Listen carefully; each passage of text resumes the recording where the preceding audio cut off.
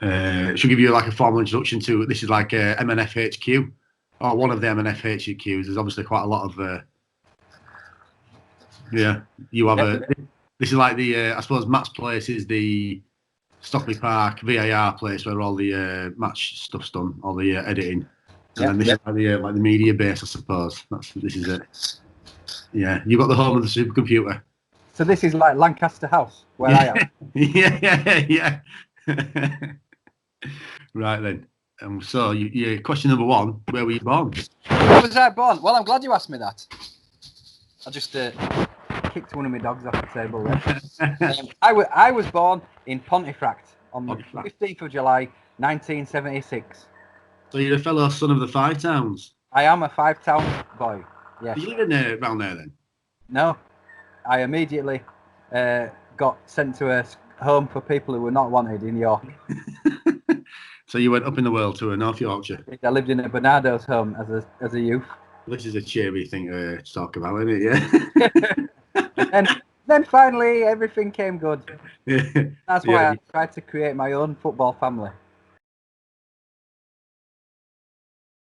Well, as you'll know, I grew up coming to terms with football as Leeds doing pretty well. Yeah. Like 13, 14, and they won the championship. So my footballing hero as a child was Lee Chapman. And I could never be Lee Chapman.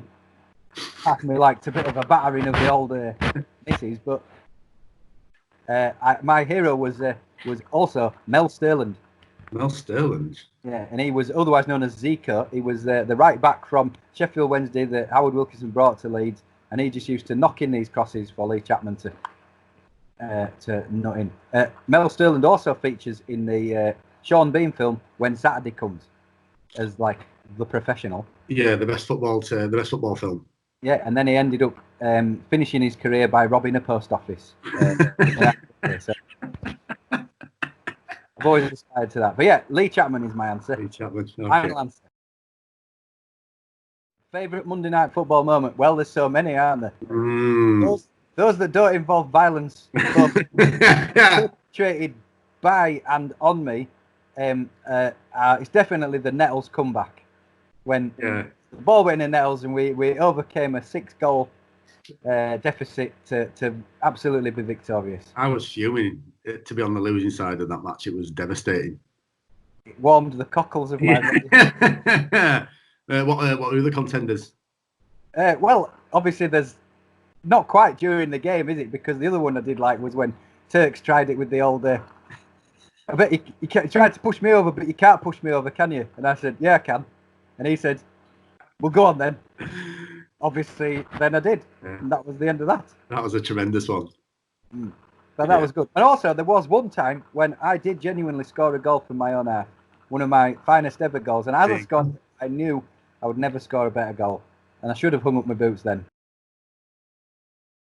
When we hit the town with Monday Night Football / tourists for a real good old-fashioned blowout. Yeah, a good Saturday afternoon to evening. Late evening. I will not even go to Taco Bell. Are you sure? Yeah, it's going to be... You'll talk about it a lot. It's a big claim, you saying this. Actually, now I mentioned Taco Bell, I've got a real thirst for cheese. Just think of all the places that you've not been able to eat over this time, and you'll be thinking, oh, yeah, actually, I could murder a Taco Bell when you've had 10 pints. I know, but I could murder a fast food as well, and I probably won't do either. So we're all right. Well, topically, the answer has to be a tiger, because I would get my own documentary series, and also I would get to meet the great Tiger King. Possibly, well, not if you can go to the big house though. Well, if he offered me meth, then I would love it. I mean, that would be brilliant. Would you like to be one of his husbands? If the payoff is payoff in meth, then yes, sign me up. I mean, he's married 2 straight men already, so you could be the third. I know, but one of them didn't end so well, did it? One of them had no teeth, and the other one had no brain by the time it was finished. So it's got to be the one, the only, the great Messi, for 2 reasons. One, he were always guaranteed a time when he would take a ball to the face or head, and he always had that mysterious kind of head pattern on the side of his head where he'd obviously had some kind of operation as a child, where he'd brain and sense of balance. And so you knew that he could actually die. And there was always that moment of excitement. But also because he made me look good. And that. When you say good, do you mean less terrible? Yeah, he made me look. No, in his early years, he made me look great. Yeah. But then in his later years, he actually turned out to be quite a good defender. He did all right. He was limited in capability, in ability, and yeah, it was worth it for the warm downs. You know, the cool downs and warm downs finished around about a Thursday. Well, it's located. No ifs, no buts. It's in Yorkshire. Yeah. I think we've answered that question a few times. Yeah, you know, I did not long since. I did go through. I just searched on my phone for ceremonial counting because I knew that would bring up that sort of section of the Monday night chat, and I was just laughing at some of the things that were said. You said something along the lines. You and Matt were just bullying him, but when you said about Yorkshire puddings will be distressed, I think, and I was weeping tears of laughter. Well, it's true, and then of course, he had his massive thrombo about this going on about prawn cocktail. I've fostered some kids. I think you just let the cat out of the bag there, mate. Yeah, it was an interesting scenario. I don't really get. He's like thinking there really. My favourite sporting moment of all time is England 5, Germany 1. Okay, yeah. 5-1, and even Heskey scored. Where did you watch that? And then he did like the DJ booth celebration. I love that. And that was between, there were two of us. It could have been Euro 96, England 4, Holland 1. Yeah, tremendous. Could also have been when Leeds played Stuttgart in the reset European game where they fielded an extra substitution, and then we had to play in Zurich at a neutral ground, and Leeds won that one 4-3 or something. That was like an amazing game. Yeah. Walker's pickled onion. Oh, that's revolting. Yeah, but it doesn't involve touching kids, so at least that. It doesn't involve touching anyone. That's a terrible flavour. Okay, so this is my all-time drink. Mm-hmm. So I've gone for old Jason in goals. Chase Longley, okay. So you're having a keeper all the way through, no rotation? Absolutely. Right, okay. Hursty's law does not apply in this particular scenario. And then everybody else is a floater. Okay. I've gone for Matt Wilson. Yeah, great player. Energy. Yeah. And the finisher. And also quite a nice guy. Nothing bad to say about him. He just did sweat a lot. Yeah. Then we've got Matt H. Absolutely, the Rodley Iniesta. Yeah, the Rodley Iniesta. I mean, not a nice guy at all. Poisonous individual, but you had your little set too, didn't you, one time? Solid. Well, I mean, that's not narrowing it down, is it? I've had a set two with both people. That was a science one, I think. He's redeemed himself. Science. Physics. Yeah, I'm bigger than you. Science. Yeah. And then I've gone for James Kirwan, James K. Okay, yeah. On the basis of his running ability. And the first 15 minutes. Of the week. Yeah, absolutely, yeah. And then I've actually gone for the mole-eyed man himself. Ooh. OB. Yeah, good feet. I've slipped him in because he's got energy and he's willing to play in defence. He's willing to take the ball out, scuttle through, and he scores those nice little goals that don't really come from anything, and you think no one else could really have scored that. That's why. Yeah, I think that's fair, yeah. And then I've gone controversial. I've gone South Yorkshire, Ed Woodfield. Nice, yeah, Ed, lovely. Although I like to see him defend more than he does.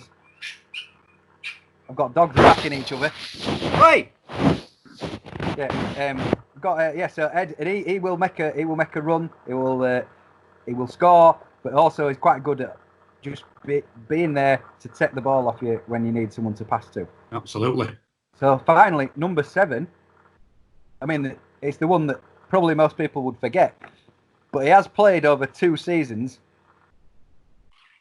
and he was undefeated in one season with 35 games. The boy Sharky. So that is the boy Sharky, and I think if I was being absolutely brutally honest, he's probably the best player that's ever played Monday Night Football. I'd say that's fair assessment, yeah. Mainly on the basis that he could do everything. He could bring the weaker players into the game, so he'd always pass to you, and he could score a goal from just about anywhere on the pitch. Yeah, like when he hit those shots that were just like rockets, no stopping them. And you always thought at some point he's going to get serious and take his jacket off. Yeah. Anytime he went behind, you just kind of thought, oh, he's just going to start playing a bit harder now. It just came from nowhere. He just got through the gears. So yeah, it was good to see, really. And then you nobbled him with his 2 men on him. Yeah, and that only way to do it. Yeah, and then that was like when Will joined and he could score from anywhere. Yeah. So everyone realised that all they could do was shoot, and then and very well. I mean, that's better than me because I can't do anything apart from nut people. But yeah. So there's my 5. There's my 7 for the yeah. And I think that team would challenge in any era in any competition. Ooh, yeah, I'd say that's fair. It's a good team. And I was tempted to have Putin in. Yeah. Because of his absolutely tireless running, but you just know that if there's an error or a leg fracture around the corner at any point. It'd be good to have Putin not passing back to the keeper and Ed not passing left in the same team, so you'd have these little fractions where you couldn't expect the ball anywhere. It's quite good. Otherwise known as the crab. He'd have to have bits built onto his boots to prevent sort of lateral passing. No place for yourself in your dream team then? You're not picking yourself? Despite my 1 league title, no. I mean, I could slice some oranges or something, I suppose. But that's about it. And I was, I don't know if you remember, there was a lad called Daz Hibbard who used to play every now and then. Not sure. That's about 10 years ago. He was good. Not ringing a bell. But that's about it. Yeah, I think everyone else. I mean, Turks had some level of ability. Absolutely, yeah. Turks' team would win. That's why John won the league. You know, well, it was an horrible punt. So therefore, it's a no from me. Yeah, I think that's fair. I was thinking about you could do a 7, like pick a team of 7 of people that had altercations with you, and that could be just one team. So they obviously have Al, Turks. I don't know, Nice Hursty, probably not, but Straker, John. Yeah, a few in there. There are, yeah. I mean, they'd be like a dirty dozen, but only a dirty half dozen plus 1. Yeah. I'm ready, and I think I think as interviews go, this has been brilliant. Good. I'm glad it's been acceptable for you. I managed to get out of the bath in time. Give myself an haircut. Nice. Looking fresh. This beard is ridiculous. Yeah, looks good. Oh yeah, buddy hell. Your own effort. Yeah. Times 50. Well, I mean, I'll pass this on to the bods at MNF, the little science elves, and I'm sure they can sort of work some magic in, and then we'll get it posted onto the Insta. Well, I can't wait. Thank you very much. I look forward to the next edition of Monday Night Football. Yeah. I mean, you know, if Julian wants to come on, I can interview him, but I'll have to get some subtitles, obviously. Who? Deb. Deb. Oh, Deb. Yes. Yeah. Anyway, right, mate. I'll get off. I'll catch you next time. See you in the next one. Yeah. Bye.